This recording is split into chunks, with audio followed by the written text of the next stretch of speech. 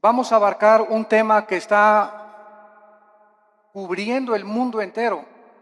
Las aproximadamente 200 naciones que hay en el mundo entero están debatiendo en el siglo XX acerca de la moral que se debe de abrazar o que se debe de tener en cualquier sociedad. Se está debatiendo la economía, los sistemas de gobierno, las religiones, las filosofías, el materialismo, evolucionismo, y toda esta gama de filosofías y problemas en las que la humanidad se encuentra sumergida, pero el más peligroso de todos es precisamente la moral. Porque aunque estamos al borde de una tercera guerra mundial, y la Biblia, este libro que tengo en mis manos en esta mañana, que se escribió hace 2500 años por los profetas hebreos, claramente nos describen el curso a donde la historia se iba a dirigir y a donde iba a terminar la humanidad. Entonces, qué interesante es que podamos en esta mañana escuchar este libro, y como lo he dicho en todos mis debates y en foros, en la Facultad de Economía, de Filosofía, de Ciencias Políticas en Estados Unidos, aquí en Sudamérica, he retado a los estudiantes y a los maestros a que me digan si conocen un libro más grande que la Biblia.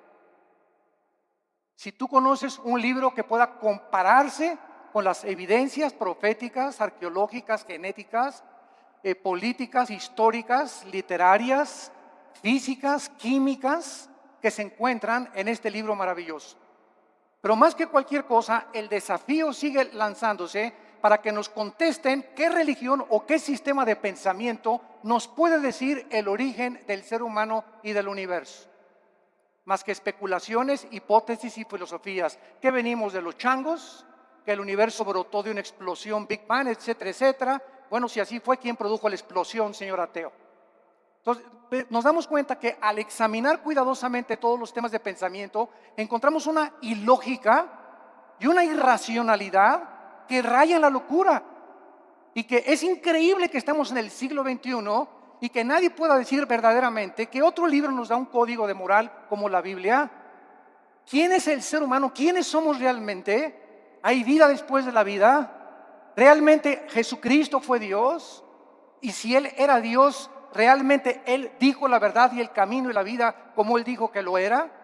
Y si tenemos nosotros este libro en esta mañana delante de nosotros, haríamos bien al darnos cuenta que somos la primera generación en poder destruirnos en 30 segundos.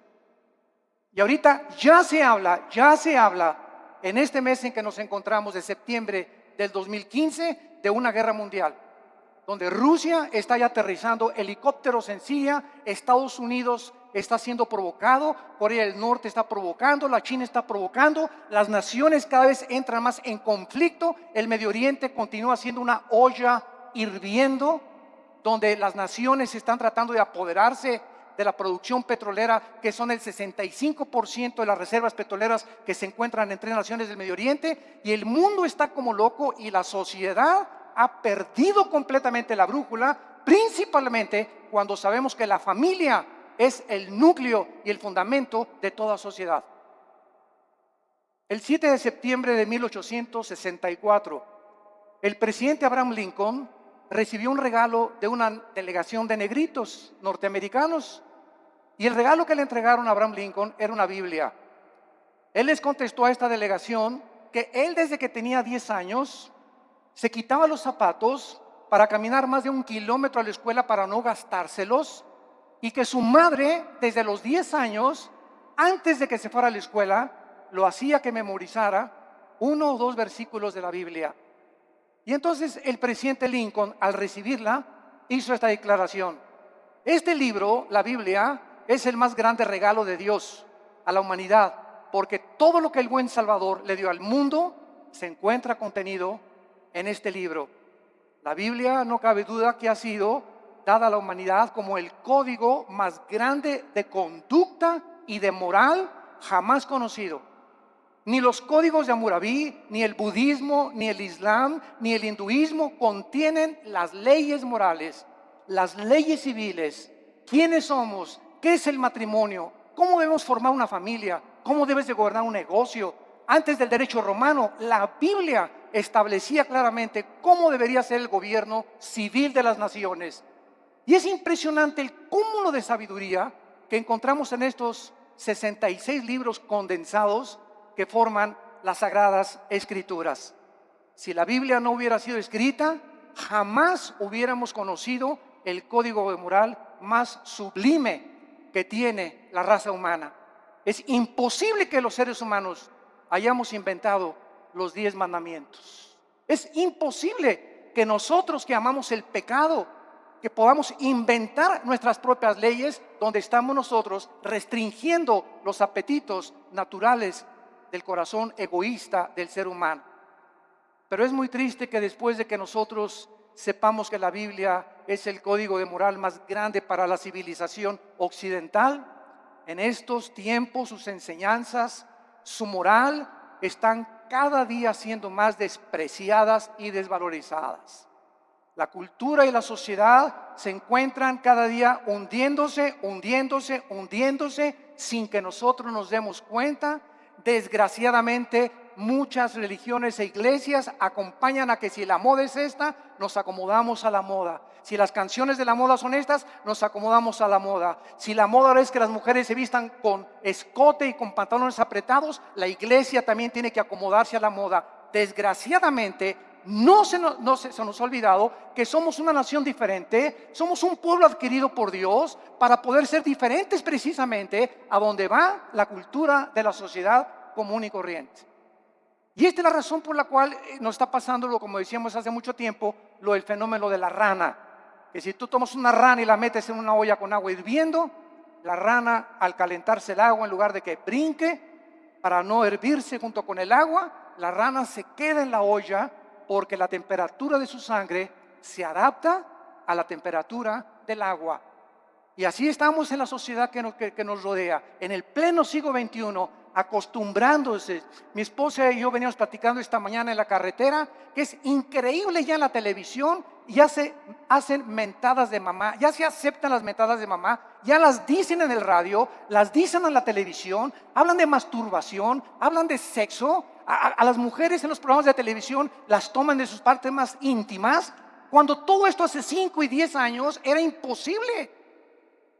Cada día nos acostumbramos de que ya es normal la inmoralidad, la depravación en la que se encuentra la sociedad. Hemos llegado al punto cultural donde cada quien hace lo que bien le parece ante sus ojos. El diccionario Larousse, enciclopédico, escuchen. ¿Saben ustedes cómo define la moral? El diccionario Larousse enciclopédico dice así: la moral es lo relacionado a las costumbres o a las reglas de conducta. Damas y caballeros, número 1, ¿quién va a establecer estas reglas de conducta? El diccionario Larousse continúa diciendo, la moral es lo que es favorable a las buenas costumbres y al deber. Bueno, hay pueblos donde las buenas costumbres, ¿verdad?, es matar. Hay culturas como los nazis, que para ellos era eliminar a los judíos. Hay sociedades como las de Benito Mussolini, el fascismo en Italia, donde se degollaba.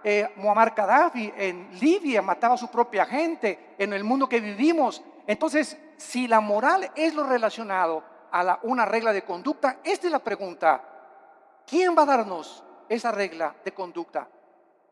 ¿Quién va a determinar finalmente qué es el bien y qué es el mal? ¿Nosotros? Porque para muchas personas ser homosexual es normal, es su estilo de vida. No te metas conmigo, esa es mi vida y yo así soy feliz.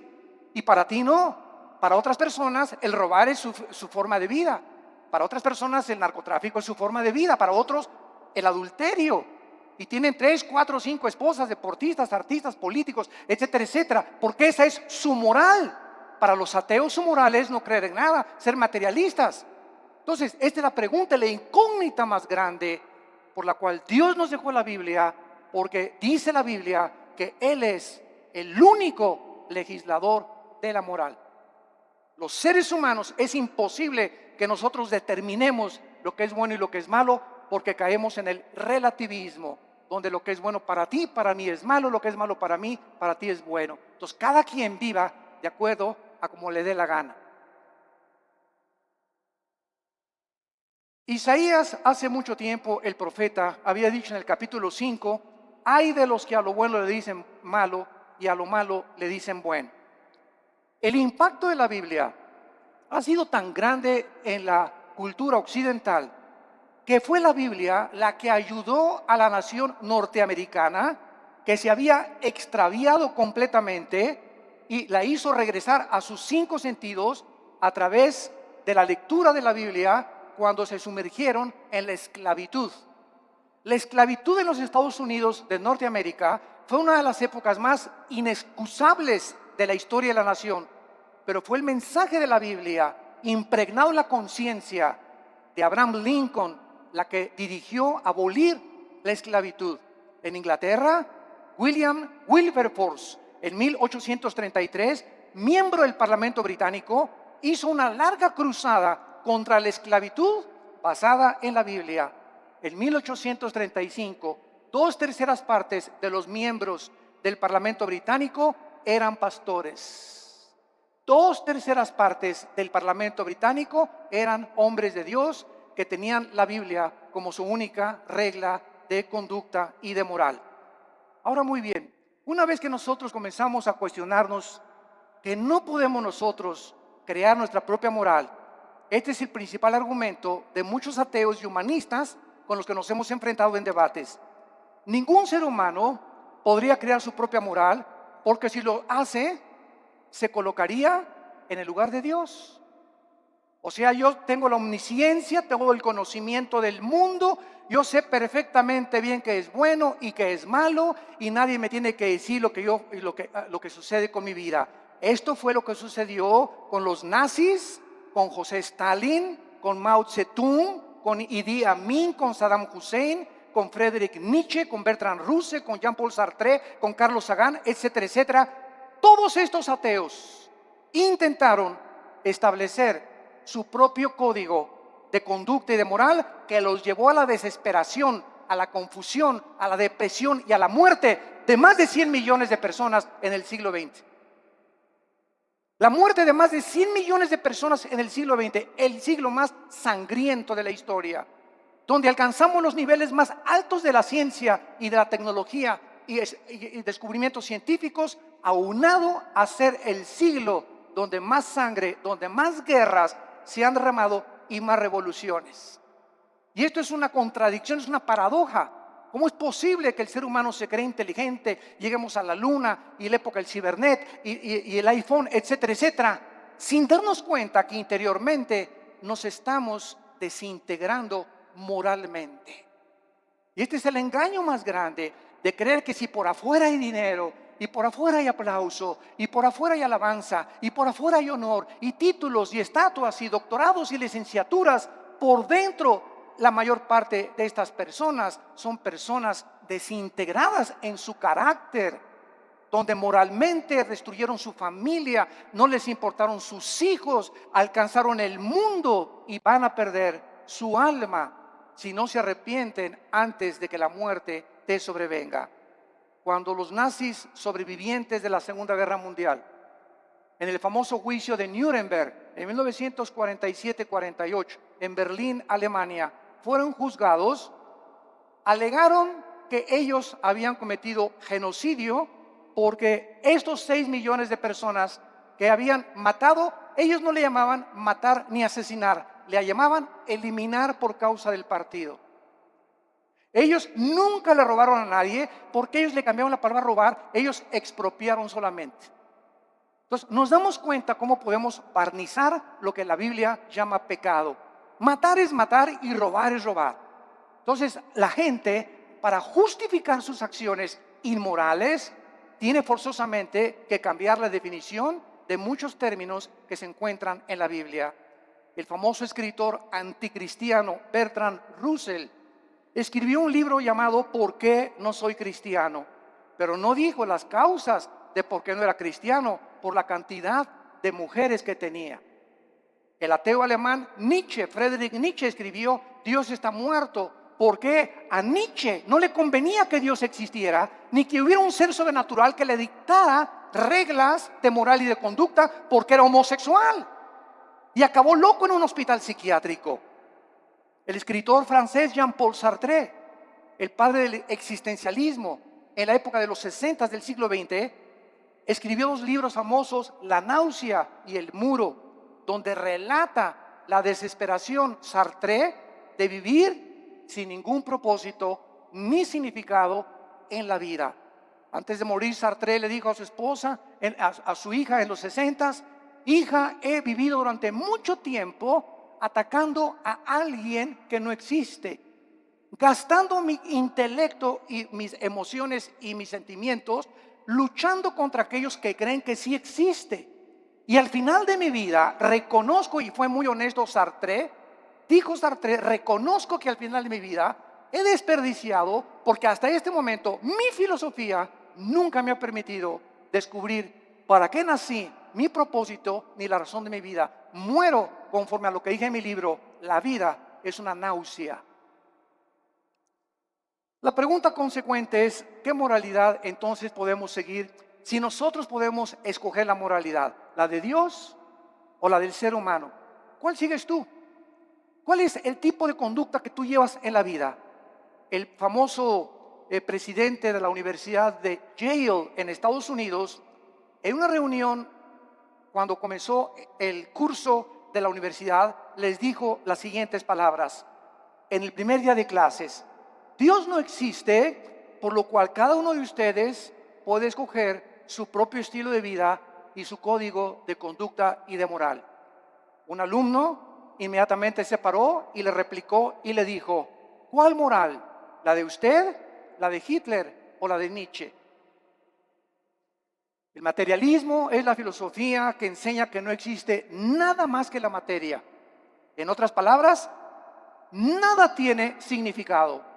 Todo carece de propósito, como decía Carlos Sagan, el ateo astrónomo. No nos diferenciamos de los animales en nada. No existe ningún código de conducta ni de moral absoluta. Todo es relativo. Es muy triste que al sacar a Dios de nuestras ecuaciones se haya podido llegar precisamente a estas conclusiones absolutamente irracionales. Ahora nosotros podemos ver otra opinión de un hombre muy famoso francés llamado Pierre Cabanis, que en 1808 dijo lo siguiente. Él era un fisiólogo francés. Escuchen lo que dijo esta persona que tuvo los premios más grandes del siglo XIX en investigación científica. Él dijo lo siguiente en su libro: las secreciones cerebrales hacen los pensamientos, así como el hígado produce el líquido biliar. De acuerdo a esta manera de pensar, si creemos lo que esta persona dijo, entonces las secreciones biliares no pueden ser controladas por el hombre, así como tampoco podemos controlar nuestros pensamientos, porque todos son secreciones químicas. Tratemos de racionalizar esto, por el amor de Dios, por 30 segundos. Si el ser humano es el resultado de un accidente biológico que surgió por accidente de reacciones químicas y fuerzas impersonales, entonces sería imposible hacer una distinción, lógicamente, entre el bien y entre el mal. Por lo tanto, todo lo que pensamos son reacciones químicas de calcio, fosfato, azúcares que operan en nuestro cerebro. Tal vez los asesinos van a concluir que tienen demasiada violencia porque tienen mucho azúcar en el cerebro. Estas son las conclusiones de fisiólogos, de ateos, de científicos, de personas que profesando ser sabios, dice Romanos 1, 21 y 22, se convierten en necios. Quieren trascender el mundo empírico. Quieren creer que ellos pueden conocer todo el universo y el 100% de los pensamientos y los caminos del creador del universo, el legislador y el sustentador que envió a Cristo a morir por nosotros en una cruz hace 2000 años. Y esta soberbia, porque la Biblia dice que fue soberbia lo que hizo precisamente que cayera Lucifer, el querubín que inició la rebelión cósmica contra Dios, la soberbia. Y esta soberbia fue contagiada al ser humano. Y el ser humano, chinche con cerebro renacuajo que tenemos, Ni de cacahuate llegamos, como decía Alberto Einstein. Tenemos un 6% máximo de desarrollo intelectual, un 5 o 6%. Tal vez Einstein tenía un 7 o un 8%. Estamos a 92% en contra de lo que nos falta saber. Por eso cuando un ateo me dice que no cree en Dios, le digo: usted es la persona más irracional que existe. Porque al decir que usted es ateo, me está usted diciendo que usted conoce el 100% del universo, que tiene el 100% del conocimiento, y entonces concluye en su bitácora: después de todo lo que he investigado y el conocimiento absoluto que tengo, no hay Dios. Esto es anticientífico, señores ateos, señores materialistas, señores evolucionistas, personas que abrazan filosofías sin pensar un poquito porque no les conviene creer en Dios. El 90% de las personas que rechazan a Dios, escuchen, nunca es por falta de evidencias. Las evidencias las encontramos abrumadoramente en la naturaleza, en el ADN que tenemos, en la estructura del cuerpo, en las evidencias de la Biblia, en la resurrección del Hijo de Dios que cambió la historia y conquistó el imperio romano. Las evidencias abundan. El problema de las personas que rechazan a Dios y sus leyes es que no les conviene que ese Dios que nos ha dejado un código de moral se sometan a estas leyes divinas. No les conviene, porque ellos quieren seguir viviendo de una forma inmoral y depravada. Dios es el único que nos puede dar un código de moral y de conducta. Dice en Isaías 33, 22: porque Jehová es nuestro juez, Jehová es nuestro legislador, Jehová es nuestro rey, él mismo nos salvará. Dice en Isaías 10, versículo 1 y 2, aquellas personas que se atreven, como los 5 jueces en Estados Unidos que acaban de dictaminar que el matrimonio gay es completamente legal en los 50 estados de la Unión Norteamericana. Dice la Biblia en Isaías 10, del 1 al 2: ay de los que dictan leyes injustas y prescriben tiranía, para apartar el juicio de los pobres, para quitar el derecho a los afligidos, para quitar a mi pueblo, despojar a las viudas y robar a los huérfanos. Estos 5 hombres se han atrevido. Eran 9 los jueces de la Suprema Corte de Justicia, 4 en contra, 5 votaron a favor. 5 hombres dictaminaron de la noche a la mañana su moral y la impusieron en más de 300 millones de norteamericanos. 5 hombres. Cuando más de la mitad del pueblo norteamericano está en contra de esto. Esto es impresionante. Dios no solamente nos dejó un código moral y conducta, sino que también nos proveyó a su Hijo Jesucristo, para que Él bajara en el mundo y pudiera confundir la sabiduría de los sabios, el entendimiento de los entendidos, y para que Jesucristo nos enseñara que si nosotros queremos comenzar a entender a Dios, a comprender quiénes somos, mi razón y propósito por el cual vivo, que no es hacer dinero, ni llegar a ser presidente de la República, ni ser presidente o CEO, Chief Executive Officer de la más grande empresa norteamericana, ni tener miles de compañías de bienes raíces, todas estas cosas, ¿verdad? Y todos estos hombres, o sea, el deportista más destacado con el Balón de Oro, o la cantante más prodigiosa, todas estas cosas que los seres humanos han alcanzado al estar ahí arriba, en la cima, en el éxito, descubren lo que la Biblia nos muestra, que siguen vacíos. Puedes tener 10 mujeres, te pueden dar 5 doctorados, puedes llegar a ser presidente de la República, y cuando te bajes del trono, ¿qué? ¿Ahora qué? ¿Ahora qué sigue? Como este competidor ahorita en Estados Unidos, ¿verdad? Que es un multibillonario, que tiene más dinero que cualquier otra persona tal vez en el mundo. Pero yo no quiero mi dinero, estoy cansado, estoy aburrido, estoy vacío. Me tengo que involucrar en algo. Ahora quiero que mi ego sea satisfecho y quiero postularme como presidente de la República. ¿Por qué lo hace? Cualquier persona lo diría. Oye, yo con eso me retiro, me voy a las Islas Vírgenes, me voy a Cancún, me voy a la Riviera Maya, me voy a viajar, me voy a enviar. Pero nos damos cuenta que nacimos con un vacío que solo Dios lo puede llenar, y puedes tener el dinero del mundo, la posición que tú quieras, mientras no tengas a Dios en tu vida, en la persona de Jesucristo, seguirás de una botella a la otra, de una mujer a la otra, de una filosofía a la otra, buscando siempre y sin encontrar, vagando en el mundo como un vagabundo en un desierto, como un nómada en el desierto, porque nada más Dios nos puede dar el sentido para que nosotros podamos seguir viviendo. Como dijo el gran teólogo Agustín de Hipona: oh Dios, tú nos hiciste a tu imagen y semejanza, y fuera de ti mi alma no tiene descanso. Solo en Dios podemos nosotros descansar completamente. Vemos nosotros que el cambio más trascendental del siglo XXI se llevó a cabo este año. El cambio más trascendental que han sufrido los derechos humanos tuvo lugar cuando la Suprema Corte de Justicia de Estados Unidos dio su apoyo para que los hombres se casaran con los hombres y las mujeres con las mujeres el 26 de junio del año 2015 en que nos encontramos. Además de esta legislación, el presidente Obama dio su total de consentimiento y además pintó la Casa Blanca con los colores del arco iris. El arco iris es el símbolo de Dios que Dios le dio a Noé. Y en Apocalipsis 4 aparece el arco iris. Y ahora la depravación moral del ser humano comienza a tomar las cosas sagradas de Dios y apropiárselas a ellos para levantarlas como un signo para justificar su inmoralidad. Hasta este momento había 37 estados de la Unión Norteamericana que ya habían legalizado los matrimonios del mismo sexo.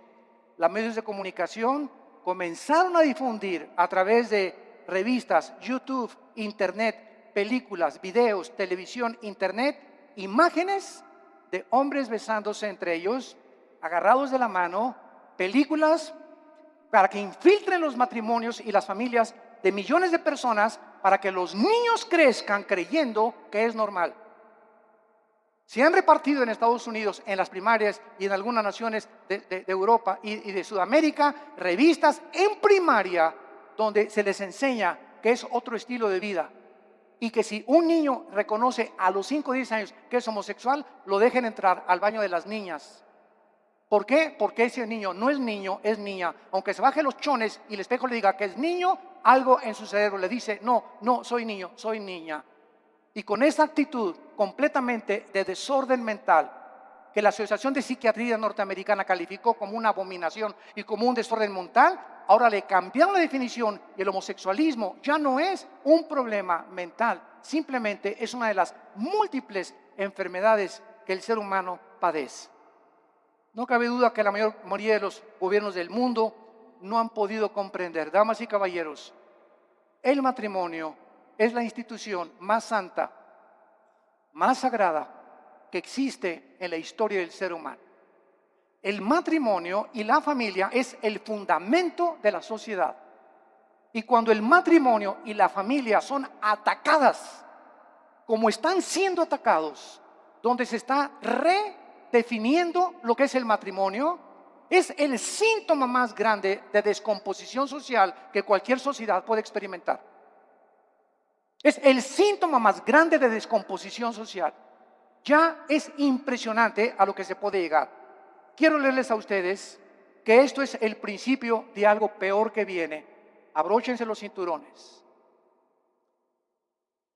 Nosotros encontramos que no solamente esto es algo que está completamente perturbando la filosofía, la moral, la psiquiatría y todas las demás cosas, sino que también estamos descubriendo que en todas estas cosas que se descubren, los derechos homosexuales están abriendo la puerta para los derechos de la pedofilia. Escuchen esto: la Corte Suprema de Estados Unidos, los 5 jueces que votaron para legalizar el matrimonio gay, son los mismos jueces que están abogando y argumentando legalizar a los pederastas, argumentando que están sufriendo discriminación, usando la misma táctica de los activistas de los derechos gays. Los pedófilos han comenzado ahora a buscar el mismo estatus, argumentando, escuchen esto, que su deseo por los niños es una orientación sexual diferente que los heterosexuales y los homosexuales. A uno le gusta una mujer y un hombre, a otro le gusta hombre con hombre. Bueno, aquí hay dos tipos de sexualidad. Ahora nosotros somos la tercera categoría, dicen los pedófilos y los pederastas. A nosotros nos gustan los niños. Y es otra orientación sexual. Esto es increíble. Pero no nos damos cuenta que un pecado da pie a otro pecado.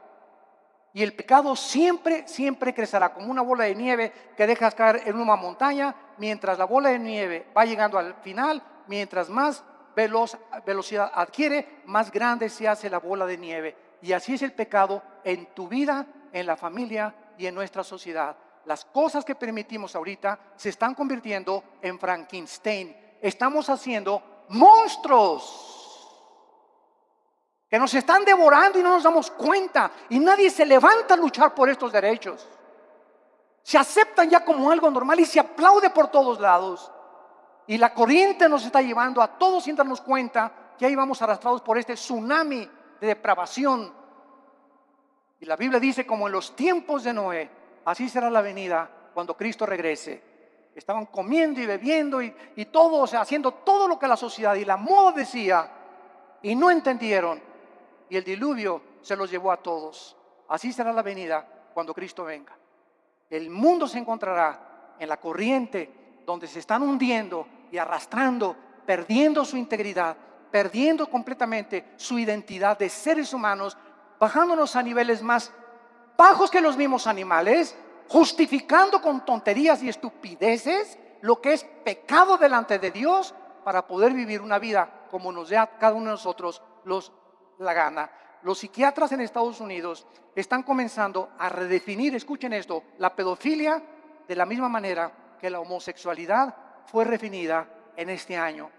La homosexualidad era considerada hace algunos años un problema o un desajuste mental muy grave de la personalidad humana, pero en 1973 la Asociación de Psiquiatría Norteamericana la descalificó como un problema mental. Ahora, la misma Asociación Psiquiátrica Americana ha convocado un simposio, escuchen esto, para proponer darle a la pedofilia una nueva definición en el Manual de Diagnósticos y Estadísticas de Desórdenes Mentales. Argumentaron en este reporte, en este simposio, que el potencial, escuchen, negativo del sexo de los adultos había sido sobreestimado, y que la mayoría de los hombres no reportan, manifiestan efectos sexuales negativos de sus abusos sexuales en la infancia. O sea, en otras palabras, un niño que es abusado y es violado no tiene ningún problema, ni ningún desorden emocional ni psíquico cuando sea un adolescente. Bueno, nos hemos vuelto locos. Nos hemos vuelto locos, señores psiquiatras y psicólogos que están, ustedes que son expertos en querer conocer el estado del ser humano, el por qué la conducta del ser humano, por qué nos conducimos como nos conducimos. Ustedes han perdido también la brújula, donde ya no sabe nadie qué es el bien y qué es el mal. Hasta la pedofilia van a legalizar. En el año 2013, la congresista demócrata o senadora Jackie Speier propuso que se legislara una ley prohibiendo dar consejo a una persona para que no cambiara su orientación sexual. Esta propuesta define la pedofilia como una orientación sexual que debe tener los mismos derechos de los homosexuales. ¿Cuál es la conclusión, damas y caballeros? Que muy pronto la pedofilia, la pederastia, se convertirá en la próxima revolución de los derechos para los pederastas. Nuestras leyes ya no están basadas en un código judeo-cristiano, sino en la nueva moral. En una sociedad que está aceptando el adulterio, la fornicación, la masturbación, la homosexualidad, el exhibicionismo, el voyerismo, la bisexualidad, el sadomasoquismo, y ahora quieren legalizar la pederastia. Y la sociedad, ¿dónde se encuentra? Los malos triunfan cuando los buenos no hacen nada. Es el tiempo de levantar nuestra voz. Es el tiempo de recobrar nuestros valores en nuestra patria querida que es México. Luchemos por lo menos por nuestra propia patria. Tratemos de hacernos escuchar en la Cámara de Senadores, en la Cámara de Diputados, en los gobiernos, en los partidos, con los psicólogos, y demostrarles la locura que han abrazado. y que amamos la familia y amamos el matrimonio y que tenemos que luchar por nuestra familia y nuestros hijos, porque la familia es el tesoro más grande que Dios nos ha dado. Y el día que tú pierdas el amor por tu familia, has perdido todo completamente en la vida, porque te conviertes en un ególatra total, en una persona donde ya no le interesa absolutamente nada más que tus propios intereses personales, tu empresa y las cosas que pueden edificar tu ego. Acabará finalmente el núcleo familiar devastado y destruido por la perversión irracional e inmoral de la raza humana. ¿Hacia dónde queremos que hacia dónde queremos que vamos a acabar? ¿A dónde queremos que vamos a llegar con estas leyes donde el diseño de la familia está siendo destruido? ¿Qué seguirá después de la pedofilia? ¿La poligamia? ¿También se va a legalizar tener 3 o 4, como la religión mormona lo permite, 3 o 4 esposas? La mayoría de la humanidad no tiene ni siquiera concepto de quién instituyó el sagrado vínculo, el matrimonio, ni con qué propósitos. El matrimonio no es un invento de los seres humanos. El matrimonio fue instituido por Dios en la Biblia. Desde el capítulo 2 del Génesis, Dios dijo: dejará el hombre a su padre y a su madre, se unirá a su mujer, no a Pancho, ni a Roberto, ni a Carlitos. Se unirá a su mujer del sexo opuesto y se unirán los dos. Y esta es la razón, dice la Biblia, por la cual le di órganos sexuales al hombre, órganos reproductores sexuales a la mujer. Al león lo hice león, a la leona la hice leona, al chango y chango, a la changa y changa. La misma naturaleza nos muestra que es antinatural. Nunca verás a un león arriba de otro león, ni a un hipopótamo arriba de otro hipopótamo, ni a una jirafa arriba de otra jirafa, a menos que tengan el sexo combinado. O que también el sexo es otro accidente en la naturaleza, señores materialistas evolucionistas. Es otro accidente también. Si no nos conformamos al código moral, veamos la naturaleza. ¿Por qué existen los sexos? ¿Apareció también por accidente el sexo? O sea, como le dije yo a un maestro evolucionista en una universidad, usted se burló conmigo y me dice: ¿usted es de los que creen que venimos de Adán y Eva? Y le dije: ¿usted es de los que cree que venimos del chango? Y me dijo: ¿a qué se refiere usted? Le dije: los evolucionistas y los materialistas, escuchen bien, no tienen una sola evidencia científica de una mutación de una especie a otra especie. Han pasado más de 150 años del libro de Darwin, El origen de las especies, y hasta este momento nunca se ha encontrado una mutación entre una especie y otra especie. Es una teoría que se ha aceptado como una verdad, porque así lo dijo Goebbels, el ministro de propaganda de los nazis. Cuando una mentira se propaga 100 años, se acaba aceptando como una verdad. Y ahorita las universidades, van ustedes al Museo de Historia de México, a cualquier museo en el mundo, y encontramos que se describe que venimos de los animales, que de un dinosaurio nos convertimos hombres, o de un pez se convirtió en una jirafa, o un hipopótamo se convirtió en un chango o en una cabra. Esto es al mismo tiempo los mismos aminoácidos, la misma biología, la misma genética, la misma ciencia nos muestra que es anticientífico. ¿Pero por qué lo abrazan? ¿Por qué lo creen? Repito, porque no tienen otra alternativa. No saben qué explicarle a la gente. Porque el día que digan que no es cierto, tienen que aceptar la Biblia. Porque es la única opción que se les presenta. Y es tan grande la soberbia intelectual de los maestros y de los científicos que es una humillación decir: estábamos equivocados y la Biblia tenía la razón. Esta es la verdadera razón que se encuentra en el corazón tan corrupto del ser humano. La familia es el tesoro más grande que la Biblia nos pueda mencionar. Y encontramos en el libro de Levítico, claramente en el Antiguo Testamento, lo que Dios piensa acerca de la homosexualidad. Dice la Biblia en el versículo 19, vean ustedes las leyes morales de Dios dadas, damas y caballeros, hace más de 2500 años. Vean ustedes estas leyes que los seres humanos no pudimos haber inventado. Dice Levítico capítulo 18, versículo 19: no llegarás a la mujer para descubrir su desnudez mientras esté en su impureza menstrual.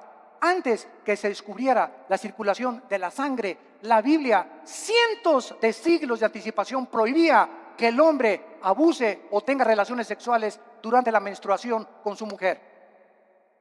Y más tarde ya se explica a los científicos por qué. Estos son leyes de hace cientos de siglos. Versículo 20, no tendrás acto carnal con la mujer de tu prójimo, contaminándote con ella. Versículo 22, no te echarás con varón como con mujer. Es abominación, dice Jehová de los ejércitos. Es abominación que un hombre se acueste con un hombre y una mujer con una mujer, porque han roto las leyes de la naturaleza. Están yendo en contra de la naturaleza, de la natura. Y cuando vamos en contra de la naturaleza, como el ser humano ha ido en los últimos años y siglos, nos damos cuenta que ahora es la naturaleza la que se vuelve enemiga de nosotros. ¿Y por qué hay tantos tsunamis y el fenómeno del Niño, deshielos en el Ártico, contaminación de los mares, de los alimentos, del aire, problemas de incendios, problemas de terremotos? ¿Por qué? ¿Y Dios, dónde está Dios? Dios está sentado en su trono y desde su trono nos dice: el pecado de ustedes ha hecho que la naturaleza se vuelva su enemiga. Y es lo que no nos damos cuenta, que la vida moral del ser humano está íntimamente relacionada en la Biblia con la naturaleza. En el momento en que Adán y Eva pecaron, las flores nacieron las espinas. Los animales comenzaron a producir veneno. Los leones comenzaron a rugir y se volvió la ley de la selva. Antes no era así, pero aunada el pecado con la naturaleza, nos muestra la Biblia la íntima relación que existe. Y somos nosotros a los que hemos llegado y los que hemos producido lo que está sucediendo en el mundo entero. En el capítulo 24 de Isaías, Dios nos muestra y nos advierte con estas palabras tan solemnes y lo que dice hace 2700 años. Escuchen esto. Estoy leyendo, señores historiadores que nos visitan o sociólogos, estoy leyendo un libro que fue escrito hace 2700 años, o sea, 700 años antes que Jesucristo, por el profeta Isaías. Este libro, que fue escrito 700 años antes de Cristo, fue encontrado en las ruinas de Qumran en 1946 al 48. Se encontraron los papiros ahí en un grupo de beduinos que los descubrieron, y de repente descubrieron que era el libro de Isaías con otros libros de la Biblia. Y si tú vas a Jerusalén, al Museo de Historia o del Holocausto, vas a encontrar que pusieron el libro de Isaías todo alrededor de un cristal, para que veas que hace 2700 años el libro que tenemos en la Biblia es exactamente lo que ese pergamino dijo, comprobado por los arqueólogos y los antropólogos y los investigadores, que es realmente genuino. La historia, la arqueología, la historia, la geografía nos da testimonio que todo lo que la Biblia dice es verdad, respaldado por la ciencia misma. Y dice Isaías capítulo 24, has escrito hace 2700 años, la tierra, versículo 3, será completamente vaciada, completamente saqueada, porque Jehová ha pronunciado esta palabra.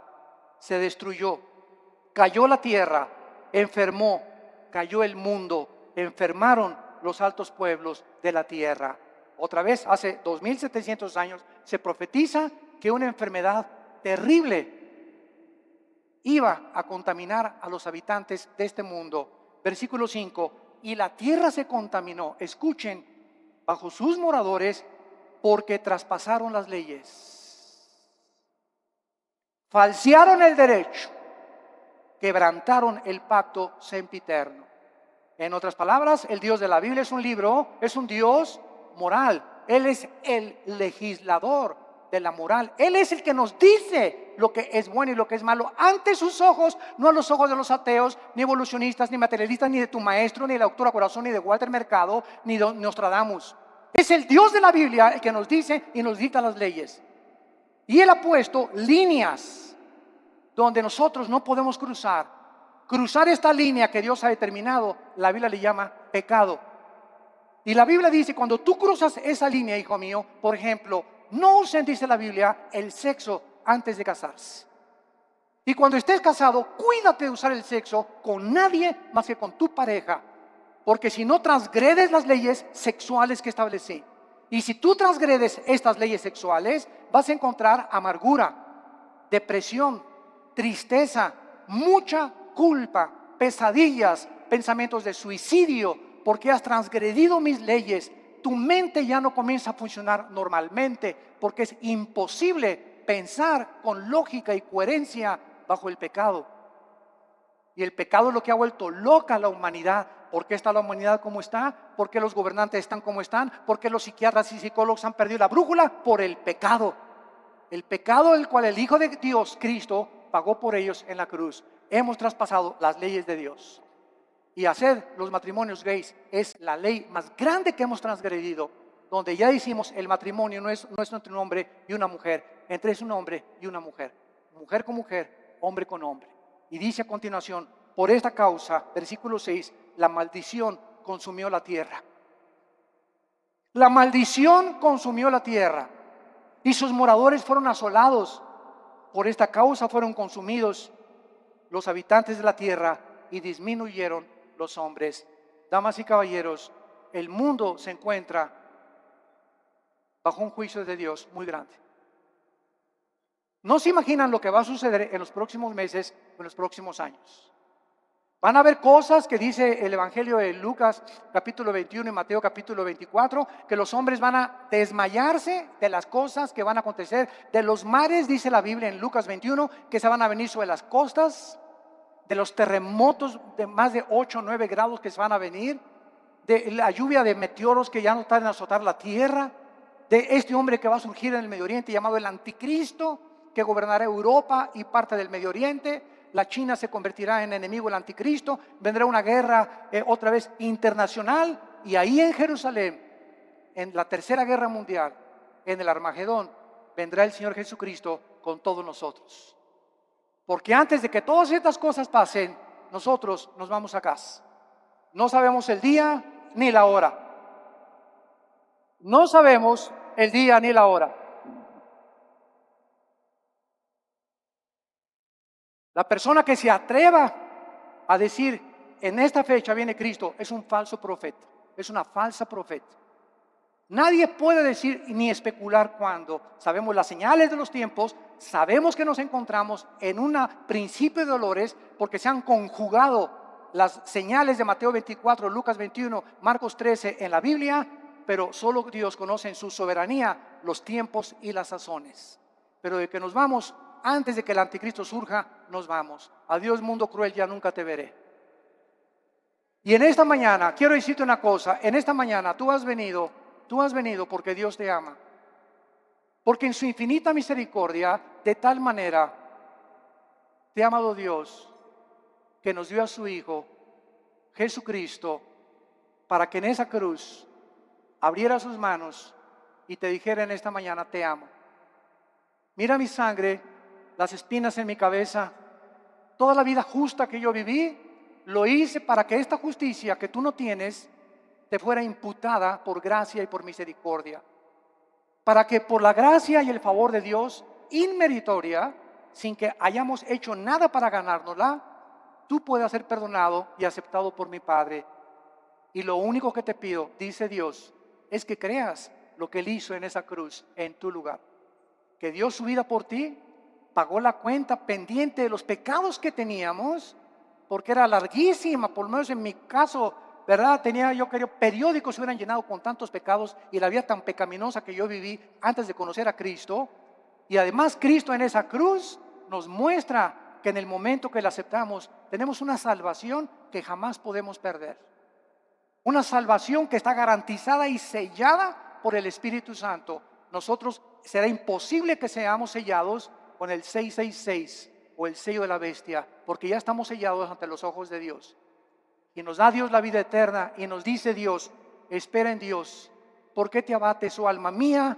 No te abates, no te desanimes, espera en Dios, porque aún lo hemos de alabar. Vienen mejores tiempos para nosotros, las tinieblas cubrirán la tierra, pero en nosotros la iglesia resplandecerá la luz para los que quieran vivir cerca del Hijo de Dios. Este es el tiempo de arrepentirte. Yo te invito en esta mañana que te arrepientas de tus pecados. ¿Qué cosa es el arrepentimiento? Es ir caminando en este sentido y oyes la voz de Dios que en esta mañana en la Biblia te ilumina y te das una vuelta de 180 grados. Completamente al contrario y comienzas ahora a seguir a Dios, a darle la mano a Dios y confiar que en su poder, Él va a poder darte esa vida abundante que nos vino a prometer. Tú solo tienes que creer y aceptar este regalo por la fe en tu corazón. ¿No quisieran muchos de ustedes en esta mañana hacer esto que Dios te manda hacer antes de que sea demasiado tarde en tu vida?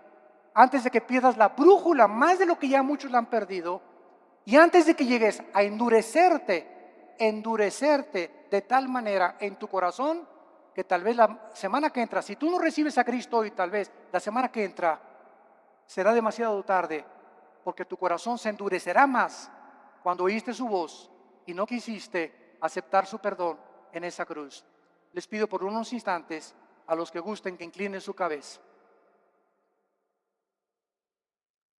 Y así con tu rostro inclinado, Dios te ama cuando aún en tus pecados Él dio su vida por ti. Mas el herido fue por nuestros pecados, herido por nuestras rebeliones.